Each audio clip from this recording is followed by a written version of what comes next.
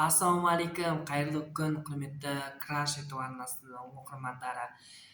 Әрине, TikTok және Instagram білесіздер, мына жерде көрсетіп тұрған әлеуметтік желілерде мен отырамын. Көбіне сол жаққа көңіл бөліп, YouTube арнаны тастап кеткен жайым бар.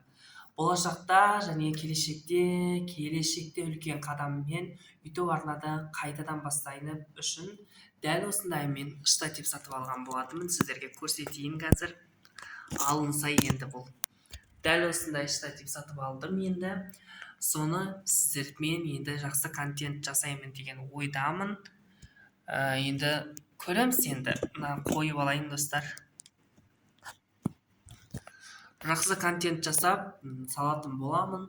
Сол себептен менің YouTube арнама тіркеліп, қолдау көрсетіп отырыңыздар. Сіздермен керемет контенттер жасаймын деген ойдамын. Поддержкалеріңізді беріңіздер. Енді 3-4 ай жоғалып кетіп жатқаныма ренжімеңіздер. Себебі мен жұмыста болғасын, кішкене қолым босамай, әлеуметтік желіге видео салуға, жалпы YouTube арнамен айналысуға қолым тимей жүр. Сол себептен қазіргі таңда YouTube арна деген нәрсеге кішкене емқұрайлықпен қарамау керек екенін түсіндім. Дамыту үшін тек қана видео салып, контентті жалғастыра беру керек екенін түсіндім.